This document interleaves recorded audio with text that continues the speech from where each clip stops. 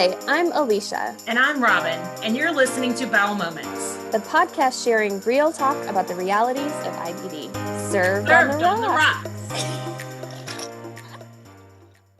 This week, we talked to Dr. Sabina Ali. Dr. Ali is a gastroenterologist who specializes in caring for children with inflammatory bowel disease. She is the medical director of the Inflammatory Bowel Disease Program at UCSF Benioff Children's Hospital in Oakland. We talked to her about caring for very young children with inflammatory bowel disease. We talked to her about the research that she's conducted. We talked to her about the importance of having some really great team members. We talked to her about diets and inflammatory bowel disease. And we talked to her about shared decision-making, as well as her involvement with the South Asian IBD Alliance. Cheers. Hi, everybody. Welcome to the show. This is Robin. Hey, guys. This is Alicia, and we are absolutely delighted to be joined by Dr. Sabina Ali. Dr. Ali, we're going to give you a chance to tell us about yourself in just a second, but thank you so much for joining us on the show. We're very excited, but we always start out with a very unprofessional question of what are you drinking? Okay, so I thought about it a lot because I knew that question would come up. So I am actually drinking chai. Do you know what chai is?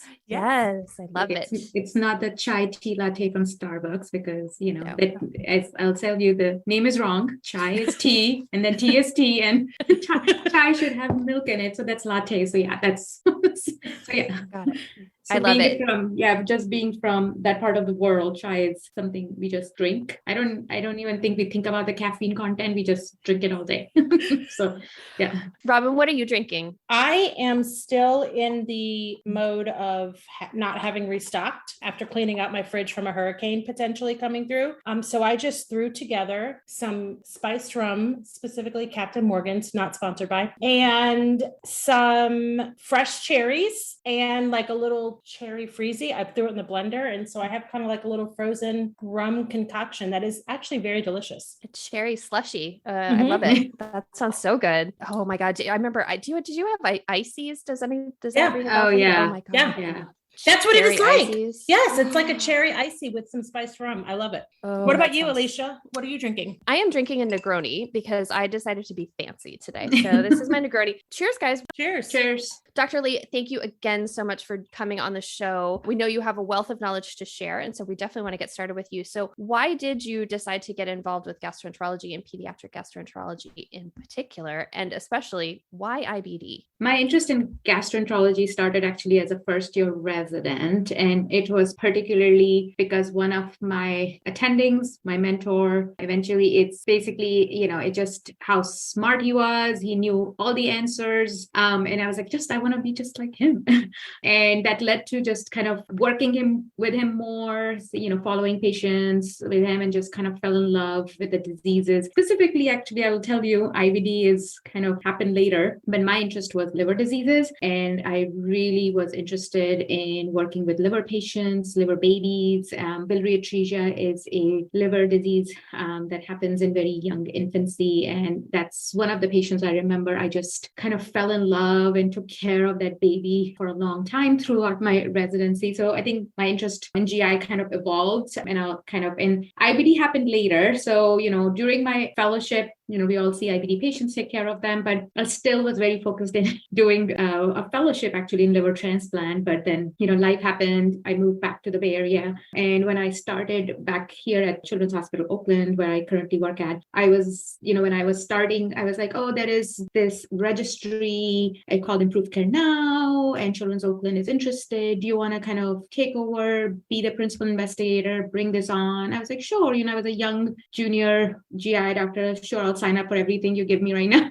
So I just was like, sure. And then kind of it just kept going on. And then 7-8 years ago, actually, I was diagnosed with inflammatory bowel disease myself. So I'm a patient and a physician taking care of IBD patients. So yeah, so it's kind of, I see the both worlds. Wow, I did not expect that. Apparently, I didn't read your profile. I don't know. It's not in my profile. So. Okay. I was like, I missed that. I guess it's fortunate because you probably knew what was going on, but at the same token, that's also, it's surprising and unfortunate in some ways. Yeah, I would tell you, when the symptoms started, I can now imagine how scary they are for anyone, because sometimes, when you're just even, if it's happening to yourself, being a physician, knowing all the possible differential, you go to the most extreme, right? And that's kind of what pops up. What if I have bowel cancer, colon cancer, right? And, that's kind of what scares you. And then going through the whole process of seeing a gastroenterologist, and saying you need a colonoscopy, endoscopy. So now I always tell my patients, I know the clean out, what it means. I have gone through it. I know that's the hardest part of the whole procedure. So yeah, it's kind of a process, right? I mean, I completely kind of living through it now, I completely understand, how scary it is to go through that process and understand, especially for a young child also. Yeah, I would imagine that really helps you as you're talking to kids, really relate to them. I'm sure and if you do share with them, I'm sure it's helpful, because I would open up more to you if you were my doctor and I knew you really got it and you really understood what it was like. So I think that's really wonderful for the children, not for you, obviously, but wonderful for the children. You mentioned really little kids, and you are, I think, our other pediatric doctors that have come on have, of course, worked with young children. But I know one of the things I read in your profile is that, in particular, working with very young children is something you do and are particularly good at. So talk to us a little bit about really little kids with inflammatory bowel disease. What is that like to work with them? How do you explain it to them? How do you work with them? Because certainly their understanding is just entirely different than, say, a 15-year-old walks in your clinic and you have to do a colonoscopy and do these types of procedures and exams. Yes. So, right. I mean, so, we now in pediatric IBD care take care of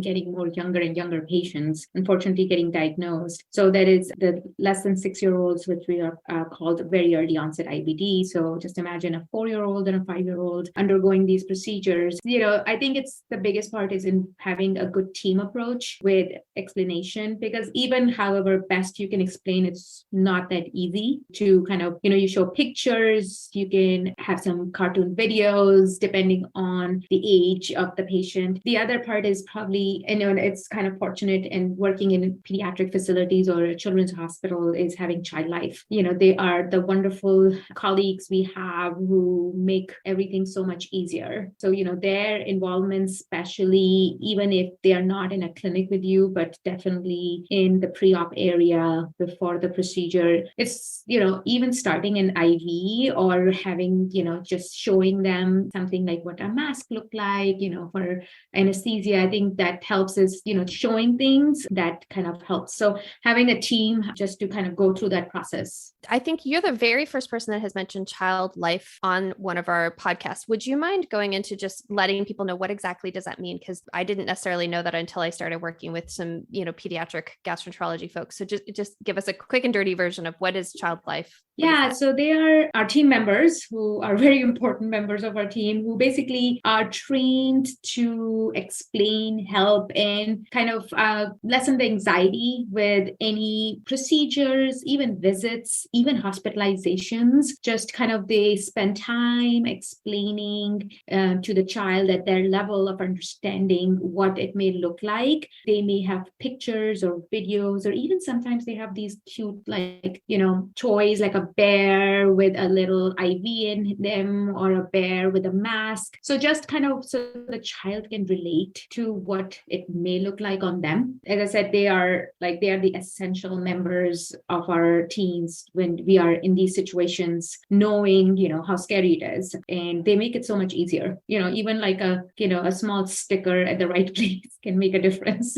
Yeah, absolutely. There's, I have witnessed a child life specialist work with a child who is in particular distress. And you're right, the way they help to explain what's happening and what's going to happen and kind of help prepare a child, it really is, I think, pretty remarkable. And I didn't realize this was a thing. Apparently I grew up very sheltered, but I think it's a really wonderful service and a team member, like you said, to the pediatric team. So you said Improve Care Now, and our awesome Dr. Jean Tung came on with us here a little bit ago. She also was very active in Improve Care Now. So it sounds like you didn't seek out Improve Care Now, but you're certainly certainly still very active in it. So do you have a particular aspect of improved care now that you work within, and what do you enjoy about it? Yeah, so I've been part of Improved Care now since 2008 at different levels. And I was fortunate enough to be now part of the Improved Care Now board since last year. So I'm very, very involved with this program and registry. So it's one of the largest registries in US for pediatric IBD. It is also has some international sites, European sites, and actually sites in UAE. Qatar is one of the sites. And it was started to look at standardizing care for pediatric IBD. We all take care of pediatric IBD patients. We do,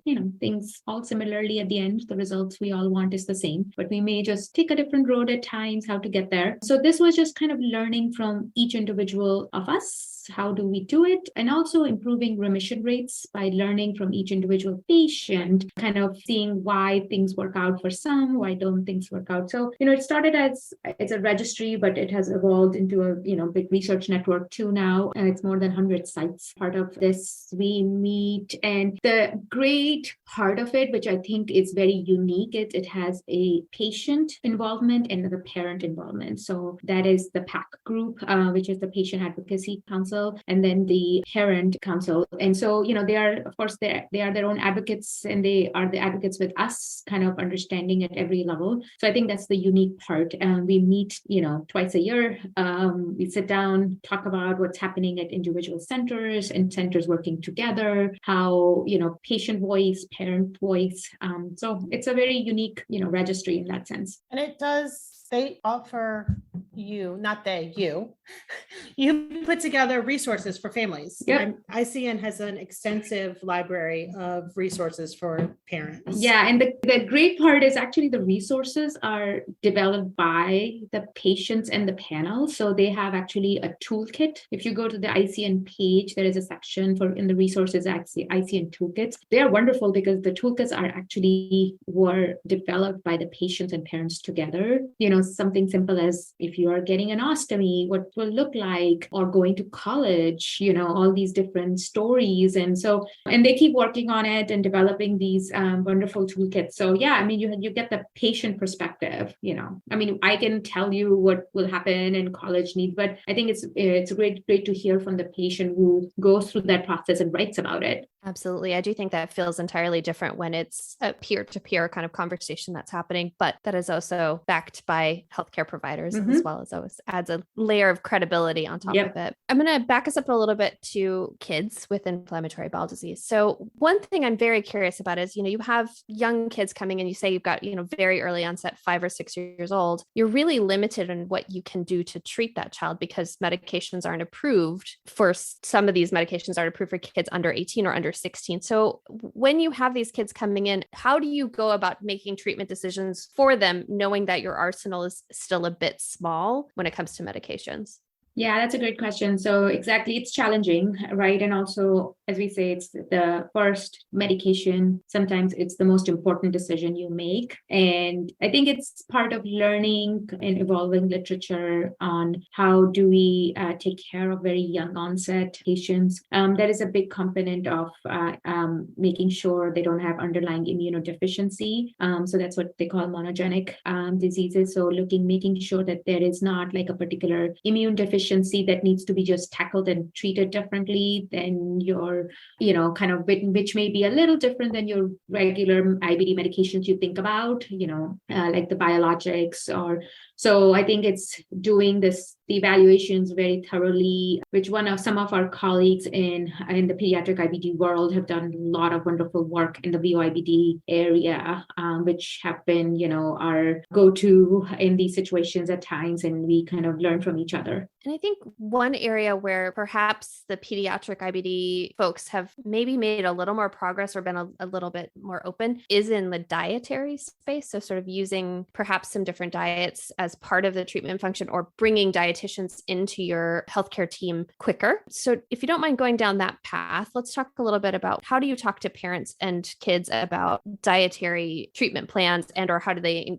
change their diet to really help their IBD? Yeah, thank you. Thank you for bringing up the dietary dietary part and bringing dietitians who are, again, one of our other key members of our teams. And I think it has become more like even the adult IBD teams, dietitians have a big role now because of the interest of nutritional therapies. Exclusive enteral nutrition has been a go-to for pediatric Crohn's disease for a long time because of such a strong, data on how strong it works really well. So, it's basically exclusive enteral nutrition means is that you are supposed to drink formula for a certain period of time, and it's exclusively formula, which, when sometimes you hear it and sometimes the child hears it, it doesn't sound great, right? You're like, okay. And then the first question is, so I'm not able to eat anything else? But, it's something that has been used in Europe for a long time. And, I think we have tried it in US. I think we are getting more and more kind of interest in it and use for it. There are limitations and barriers how the medical systems are here with coverage of formula. A lot of kids want to drink it by mouth, but sometimes the insurances may not cover. And, feeding tubes are needed, even though maybe the teenager can drink by mouth that formula. So, the traction sometimes get lost in there with, bringing these to the table. But, there is a lot more interest in nutritional therapies. And I think families know it also. They ask the question, is there something that I need to change about what I eat? Understanding it's the diseases in inflammation is gut. So that's the first question that comes. Like, did I eat something different, or did I happen something that, we talk about exclusive enteral nutrition for a new diagnosis, Crohn's disease. The other nutritional therapies that have gotten more interest is specific carbohydrate diet and Crohn's disease exclusion diet. Mediterranean diet is another one that is, kind of had more interest in the adult world. So I think it's definitely, we talk about diet therapies. We need to have a dietitian involved. The other thing I would say is we have to be also kind of careful of who is the right patient for dietary therapies for a lot of reasons, right? Sometimes the child or the family, may be struggling with other things, and maybe diet therapies is not the way to go at this point, but it's not that maybe not in the future. If there is a concern about, disordered eating, things like that, you don't want to bring that on because there's already a relationship kind of with food that has developed, and you don't want to restrict if you don't have to right now. So I think it's the balancing act. We also say is you also have to hold dietary therapy to the same level as the other therapies. It has to give you the same result. So not keep going with this therapy if you're not seeing the same results, and kind of come back to the drawing board and what was your plan B. So if a family is interested in diet therapy and the child is interested, I also say, sometimes say with specific carbohydrate diet, things like that, it is quite restricted, and sometimes it helps if other family members will do it with the patient. Then it's a win-win, because you don't want the child on the dinner table just kind of having a particular meal and everybody else is not. So I think it's a lot of shared decision making, thinking about financially how this is going to affect the family resources, quality of life, where is the patient at that point in their disease process, and if this is the right thing to approach right now, or maybe in the future. So I think it's just, I'd say, sit down with the patient and the family or parents and kind of go through it. And I think it's a good introduction to meet with a dietitian, so to review this and see if it fits with them at this point. If not, we'll come back again, talk about this. I love how thoughtful you are about that, addressing like financial concerns that families may have, or access, or the feasibility of the family being able to do it all together. It's so important, even for adults. But I feel like for children, it really is shared decision making, because the child obviously is not making that choice for themselves. So you have to get everybody on board. And I'm sure there are cultural implications in that as well that you didn't mention, but I'm sure that's a part of it too. Definitely. I think, thank you for bringing that up, Robin. I think you have to think about what's at their dinner table at this point. That's kind of when we work with our dietitians. I always bring it up to the dietitians as like, okay, you're going into a room with a family with a cultural background. This is on the list of your foods. A lot of foods they just don't eat. it's not easy to bring it to their dining table, is what are the alternatives we have to think about, right? And there are, we just have to be more mindful and be creative, right? Because if they're not used to these things, what they eat doesn't work, right? They will lose interest. It doesn't work, so. Well, and it is difficult because, like you said, with the specific carbohydrate diet, their requirements for that diet is a lot of very specific types of things. And it has to be, organic, and it has to be this, and like yogurt that you make yourself kind of thing. If you work 3 jobs, you don't have time to make yogurt, so how does this diet fit into the lifestyle? And also, like, can you even afford, can you afford the Whole Foods lifestyle? Maybe. Yeah. And if you can't, maybe it isn't the right choice for this family, even if they really, really want to try it, just because it's going to stretch their means too much and somebody's not going to be compliant. Right. And I will tell you, I personally did a diet therapy for myself. I enrolled in a research when I was diagnosed, and it's not easy. I mean, as you said, work, time, commitment, cooking differently, shopping differently, making your own yogurt at home, as you said, making your own almond milk at home. It's just kind of those things. It takes time. I mean, I think some of the times what I say to the patients and the family, even if you do diet therapy, it doesn't work out, you just gain some knowledge from it. And you may like some parts of it that you may want to continue going forward. It may not be the 100%. It may be something you liked about how you ate, So I think you may learn something from it, which may help you in the long run. I agree with that. I always say I'm on a modified, whatever I'm working on or working from, I use it as I'm on a modified of that diet because I'm 22 years in. And so I feel like I've pretty much tried everything, and I've kept so many food journals that if another physician told me to keep a food journal, I think I might, it's like I have a book actually. That's right. I might just walk out of the room and not come back because you're like, I'll send you my encyclopedia on this. That's right. That's right. But I feel like you try these different ways to eat because you think it's an intestinal diet. My food has to affect it. And then you just find these little things that work. And then you end up just staying with those things. Yeah.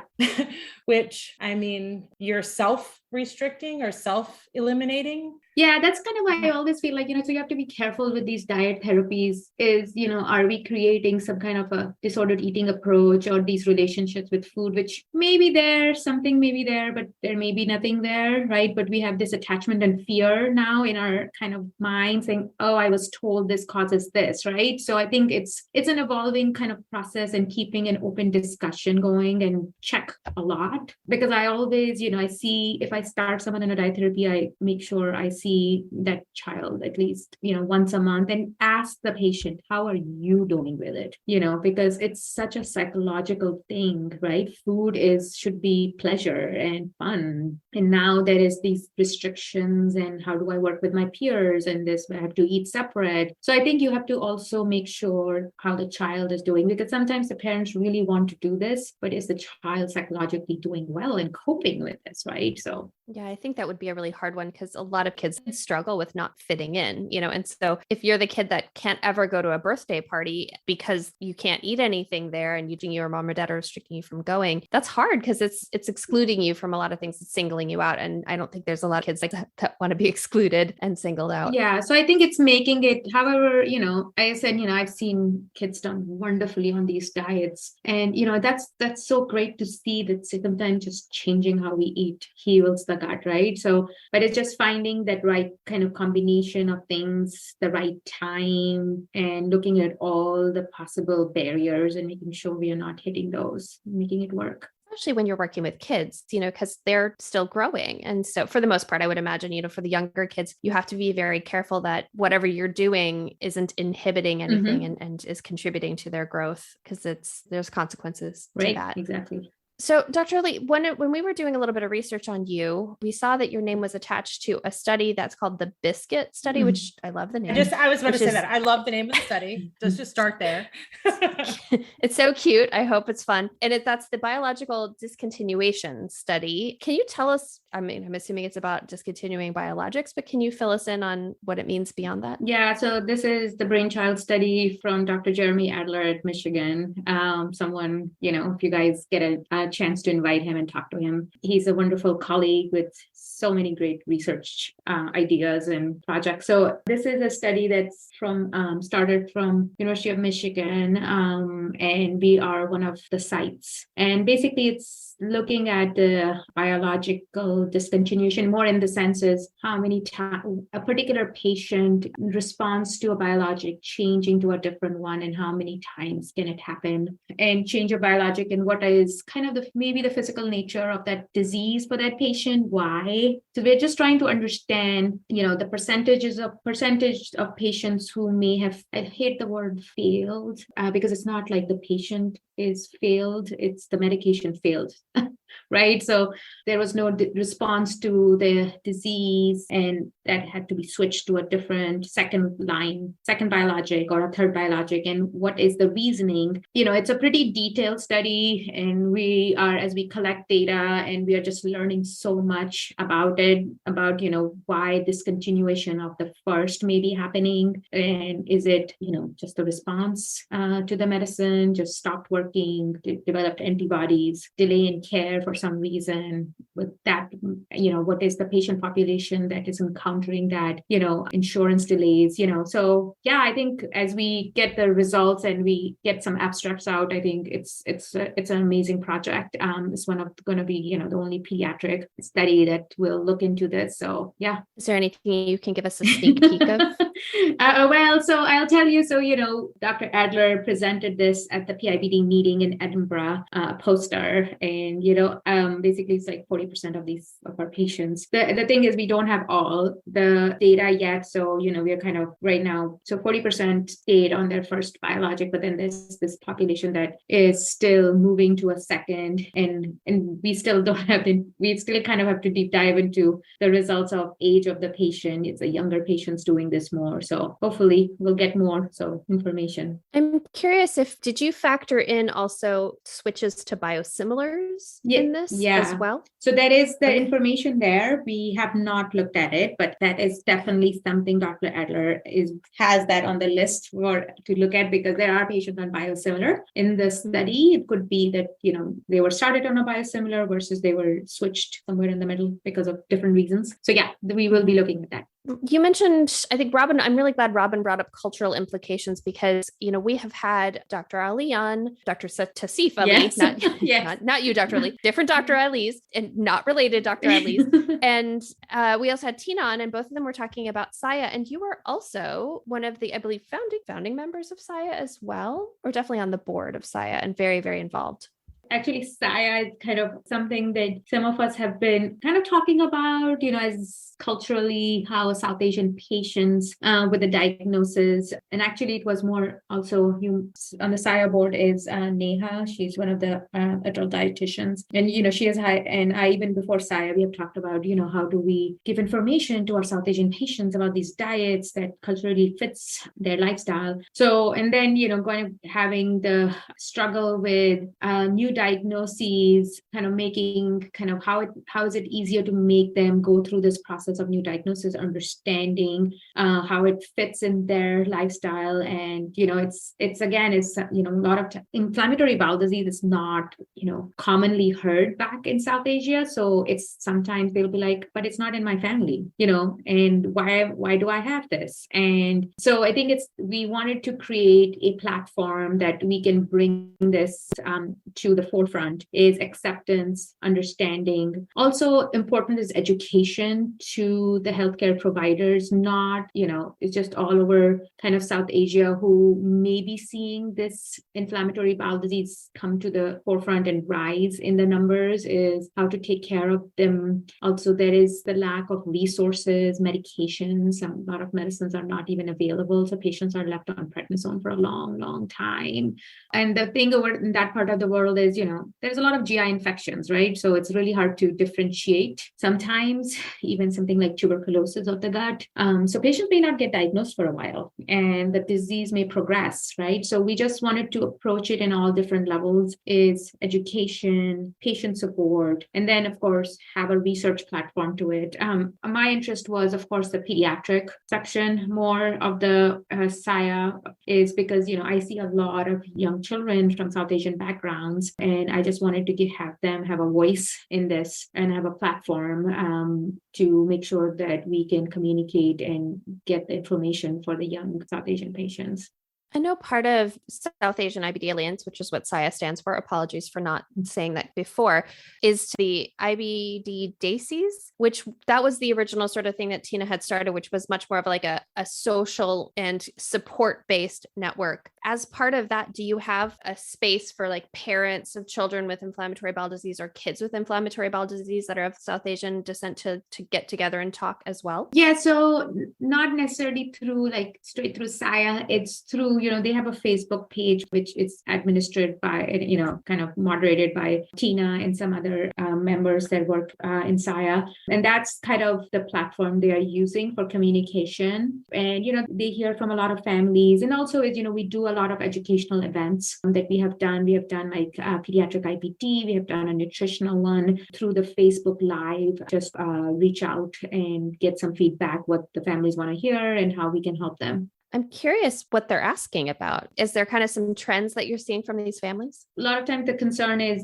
the disease is the diagnosis correct, right? And then a lot of time there's a lot of dietary questions actually that come through. And then medication questions are there. You're just asking a young child to start, say, on a biologic. It's scary, right? And all it is this the medication for life, right? So those are a lot of questions that come through. Sometimes there are questions like, I am looking for a physician in that particular area of US. Do you have a connection? Do you have a recommendation? Okay, I'm curious because Tina talked about the stigma for her and I feel like our age group. So do you find as a pediatric GI that stigma is continuing? Like are parents, because these parents would be parents that are younger than me. My children are in their 20s. So is that cultural stigma continuing on for these younger parents now? Yeah, so I think a lot of what we see a lot of is for acceptance of that this disease exists, right? And this is the diagnosis. So that's there because as I said, they will first say, but we have nobody in the family who has this, right? It's difficult to hear about diabetes and hypertension being so common in that part of the world. You're like, my grandfather has diabetes, my uncle has hypertension. It's kind of one of those like, okay to hear, but then it's inflammatory bowel disease, right? Nobody has it. And then they will always say, so something happened, something I ate. So they're kind of explaining the whole environmental change that's happening, for them, but also it's happening in other parts of the world. And maybe that's one of the reasons IBD or autoimmune diseases in general are on the rise. So that part of kind of accepting that this is a diagnosis and the treatments, a lot of families will ask for dietary therapies, right? Or herbal treatments or other alternative as a treatment. And, they will still want to do it, as along with their other medical therapy as an option. So definitely, there's this communication that needs to keep going. Yeah. I'm glad you brought that up because that was actually going to be my next question is, I do know the parents are always very eager to learn about things like alternative complementary therapies in addition to diet therapy. So what are some common ones that you have parents ask you about? So yeah, the common ones are probiotics. That's like on the top of the list. Other one is turmeric is a common one. That's always gets asked. So those are the common ones. Some of the times is, other anti-inflammatory that they may hear about is vitamin, like DHA, like vitamin E, so it's kind of a combination, but the top are the probiotics and the turmeric we hear a lot about. I always say, if you have an integrative medicine colleague that is in your institution or somebody that can be a real great partners that can work along with you, because I think it's important to not kind of just basically tell the family this doesn't work, right? I mean, that's not the way, because everything has a little role in it, but maybe connecting them with a integrative medicine provider that may have a great insight and that can help them along rather than, them searching something on the internet and buying it. And, we don't want you to Google anything and just buy it straight from the internet. Please do not do that. Yeah. Yeah, because, there is a lot of good integrative medicine colleagues now. So I think they, and some of them have interest in IBD, so which can be a great partner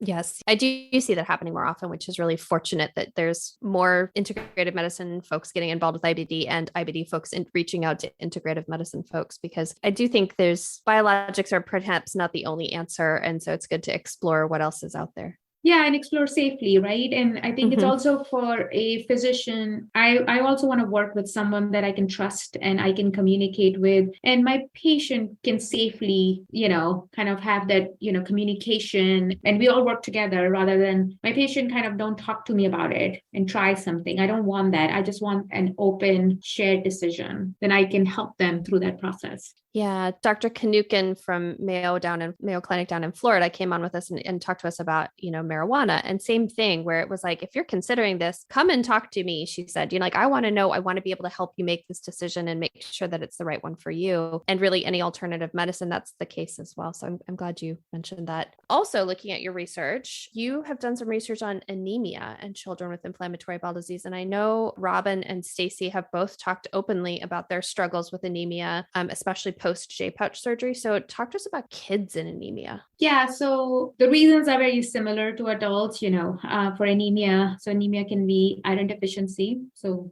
particularly with just having, your GI tract blood loss, ulcerative colitis or Crohn's patients. The other could be absorption issues or medication related. Then, sometimes you're taking oral iron, but it's just not absorbing, or you may be having trouble. Sometimes it can be more challenging. Some patients don't tolerate oral iron because it can become more of an irritant to their gut, belly pain, constipation, and they just on and off take it and not actually get the full benefit from it. Other reasons in IBD for anemia can be, less common, but B12 deficiencies can happen. Reasoning being depending on where your inflammation is. If your inflammation is in the lower part of your small intestine, the area called terminal ileum, that's where B12 gets absorbed. So some patients can develop.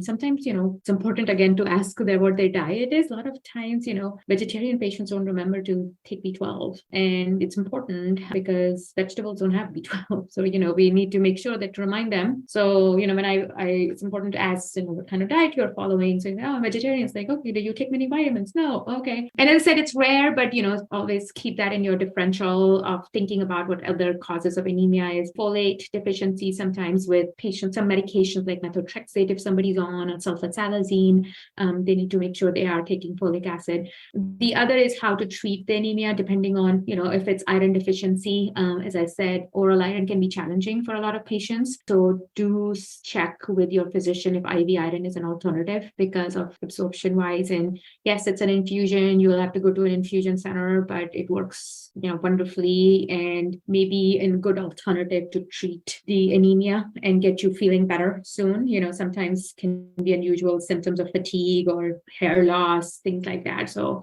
we usually recommend checking iron levels, not just your hemoglobin, but actually, iron stores every 3 to 6 months, depending on how you're feeling, how how your disease is in remission or not. And if you're really anemic, your doctor will just have standing orders for every 8 weeks.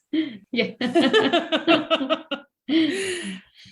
Yeah. Sadly, yes. Sadly, yes. I've had to have iron infusions as well for anemia, and it was nice that it helped so quickly instead of having to take a really long course of oral iron, and a lot less side effects from it for sure. So it's helpful. Well, Dr. Ali, what a pleasure to have you on, but we are running out of time. So we're going to ask you the last question. So what is one piece of advice, or I'm going to say 2 pieces of advice. So for other professionals who may or may not treat IBD, but see it. And then also, I'm always interested to hear the physician's perspective for patients, for parents of patients, because I feel like parents are in a unique situation to where they're making these decisions for their kids. And sometimes we have parents that are overprotective, and sometimes we have parents that are not overprotective. And so I always love hearing from our pediatric GIs what kind of advice they'd give the parents of their patients. Yeah. So for physicians who treat, you said less IBD overall, I think, it's keep up with the literature, keep up with what's happening. I think in the world of IBD, this is the most amazing time because we have so much going on in treatment options with nutritional therapy, with hopefully personalized medicine. We'll be able to pick the right medicine the first time, right? And so much in the pipeline. I think this is the most exciting time for IBD patients, that, we have so much hope. And, we may not have a cure now, but it doesn't mean that's not in the future, right? For pediatric patients or families, I think it's, what I say is, I am part of your team. We will sit down and make a shared decision. And we have to not only consider what works for the disease itself, and how the treatment, but also what works for the family. A lot of times, as we talked about nutritional therapy, maybe the place to go first, maybe not now, maybe in the future. But I think it's open communication and keeping an open mind and just work as a team together, because our goals are the same. We want my young patient, my young adolescent to reach their potential, whether it be because of their growth, what they want to do in life. The disease needs to be in the background, right? Not in the foreground, just affecting them. It's just, we need to be there, that it's just noise in the back. That makes a lot of sense. And I'm going to ask you a final question. Because the mission of SIA, one of the things I know you guys are working on is really extending awareness of how IBD is perceived within the South Asian community. So as a member and leader in SIA, what is advice that you then also give to professionals who are working with South Asian patients that they really need to know about stigma and how this is perceived within this community? Got a great point. I think there is a stigma. I think we need to be aware that this is happening. Don't think about what's written in the textbook that, IBD cannot happen to a South Asian patient. It doesn't apply anymore. So, be open to have that in your mind, that if you see someone with those symptoms, it could be IBD. And also, it's just going to sit down and talk to the patient or the family and kind of help them through the process. It's challenging. As I said, I myself, knowing so much about this disease, when you are in that seat, you are in a different place, right? So it's, when I was diagnosed, my parents asked me, what does that mean, right? And is this forever?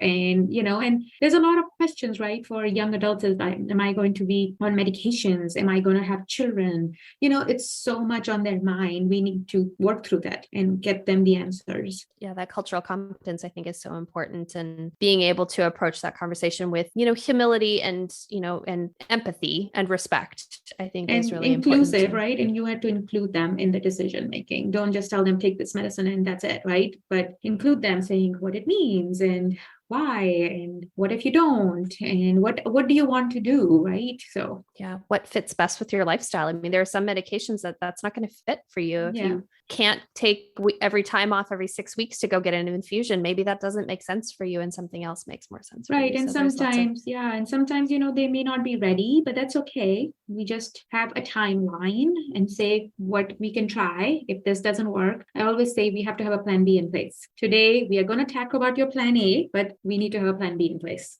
That's wise, I think, for every doctor to say to their patients, so that they know there's something else also that is a possibility for them that's waiting. And like Robin and I have said, sometimes that is the conversation about surgery. And it's like, okay, we're going to try this, but here are other options that we can consider. And one of them is surgery. So at least it's on the table as a discussion item from the beginning and something you can tackle. Yep.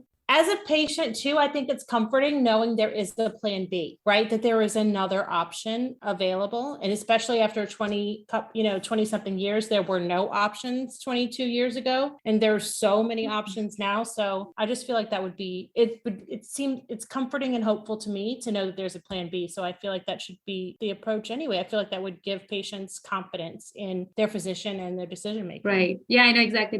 Always get asked, like, is this medication forever? And I always say nothing is forever, right? First, we want to make sure this works. and continues to work, right? And you never know. Right now you have an IV medicine. Maybe in the future you may just need an oral medication.